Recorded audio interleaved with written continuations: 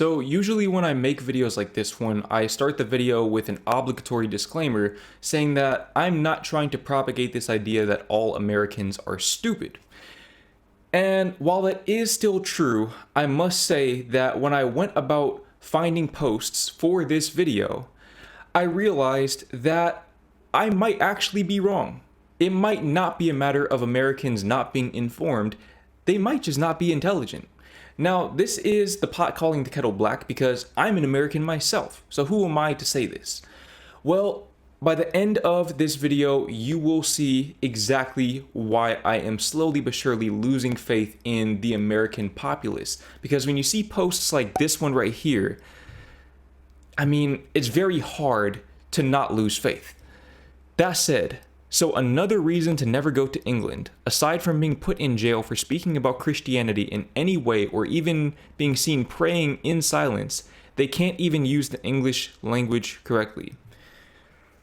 Okay, so there are so many things wrong with this that I don't even know where to start. For starters, they can't even use the English language correctly. My brother in Christ, read your message. Read your message. You can't even use the English language correctly. Second of all, England doesn't use the English language correctly. That is one of the more profoundly stupid things I've ever heard in my entire life. And I hope that this is satire. I really, really do. But the problem is the things he said before that right there lead me to believe that this guy genuinely believes what he said. And he is willing to double down and stand on it. And he probably felt proud when he clicked enter to post this. And look, I'm all for freedom of speech. Everyone has a right to their opinion. But when you think about the fact that people like this right here, people who think like this, have the ability to elect leaders into office who will directly affect the trajectory of the United States of America, that is all the more confirmation that I could ever possibly need to know that I made the right decision in leaving the US. Because if this is what Americans are thinking, there's no hope. There is no hope. There is no need for faith. The faith is elsewhere. Speaking of faith, he's saying that you can't speak about Christianity in any way or even be seen praying in silence. Now, look, I don't know all the laws in England, but I'm going to take a wild guess that this is complete bullshit. This is complete bullshit. It is completely false. Completely false, 100%. Again, this right here is who is voting for people like Trump. I love what this person right here said. Written by someone that thinks Fox News is the cutting edge of journalism. On to the next post. Honestly, I'm not even mad. I'm just disappointed. I shared this with my mom. She's a midwife here in Australia. I heard the family is being forced to pay for everything also. It's mom, not mum. YouTube is an American website, so please continue speaking that way. I need to take a drink of water because I'm genuinely struggling to process.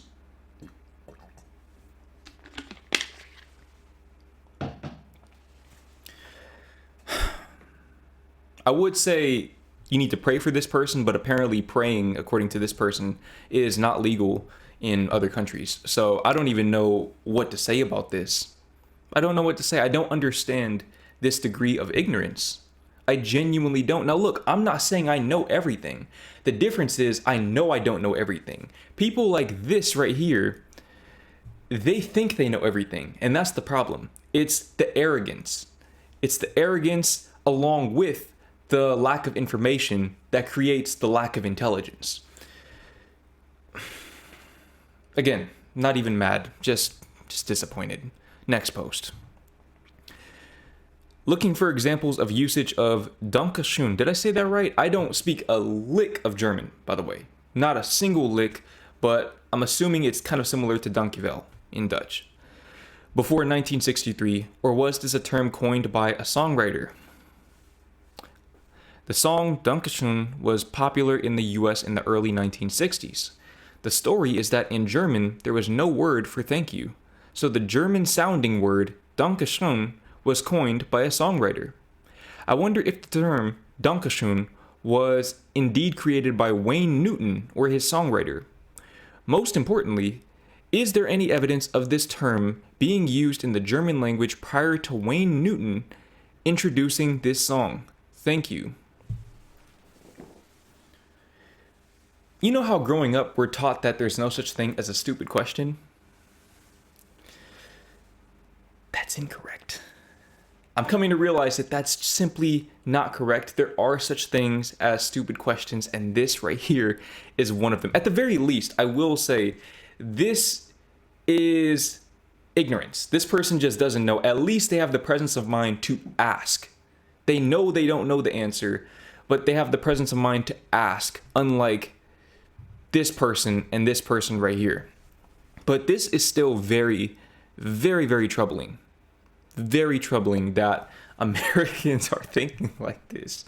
I mean, this person really thinks that no one in the history of Germany ever said thank you before 1963.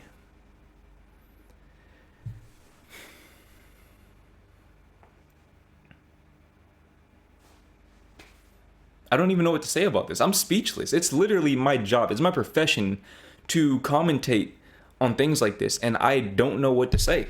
I'm at a loss for words. I'm thinking about just ending the video right now because this is just complete absurdity. Complete absurdity. Now again, I don't speak a lick of German, and even I know that they have a translation for thank you. Even I know that.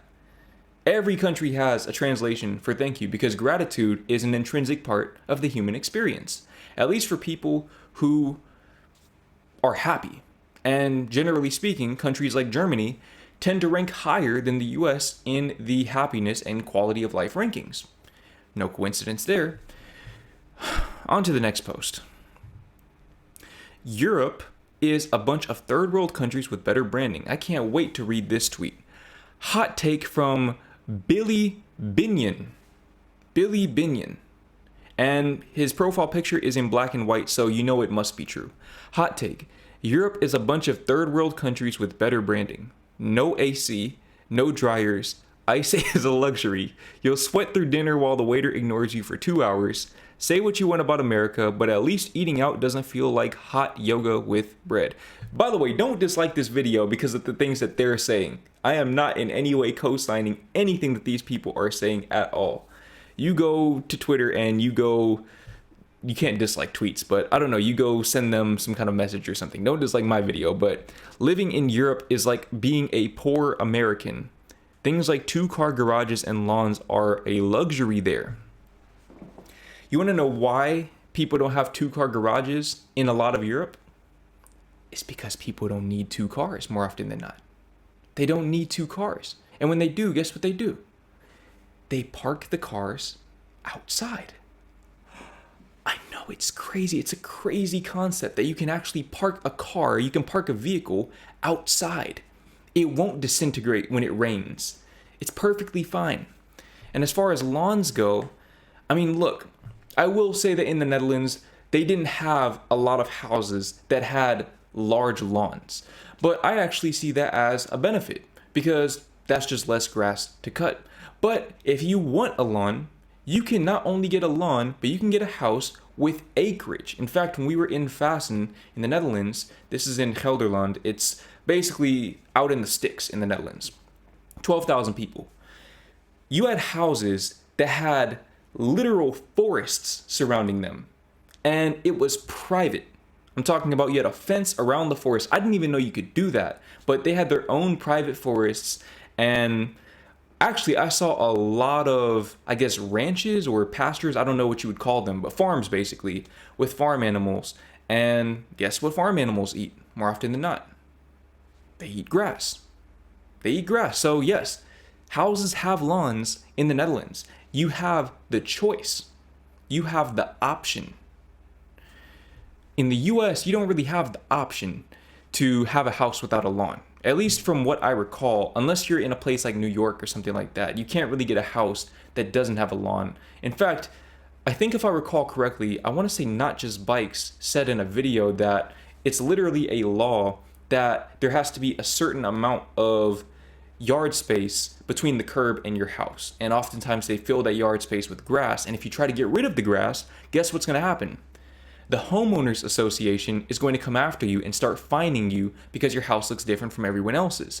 Talk about the land of the free, more like the land of the fee. Now, as far as no AC, I found that most public spaces did have AC. Grocery stores had AC, the gym had AC, the places that I went had AC. The homes didn't have AC, but you can just open the window.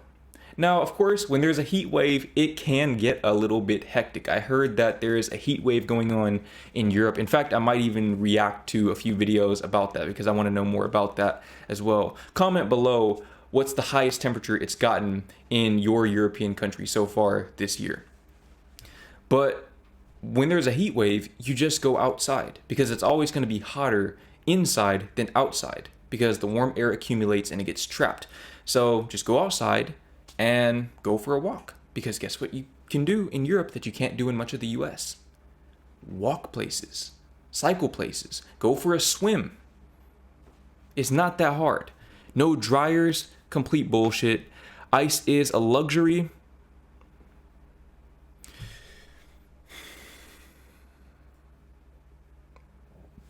You have places like Norway where it snows every year. And you're going to tell me that ice is a luxury?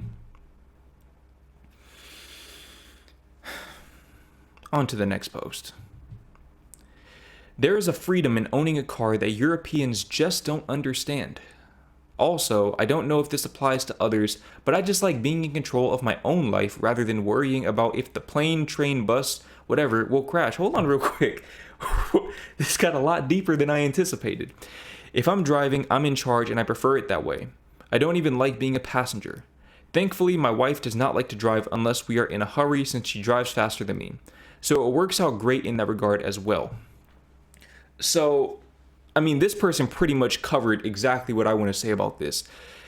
What at least this American doesn't understand is that many Europeans have a car. We just don't use it all the time. I can choose between my car, my bicycle, a bus, a train, and walking. That, to me, is true freedom. Exactly. That's the thing that Americans don't understand. They think that the car is a symbol of freedom, but in many ways, it's a symbol of oppression. It's a symbol of capitalism run amok.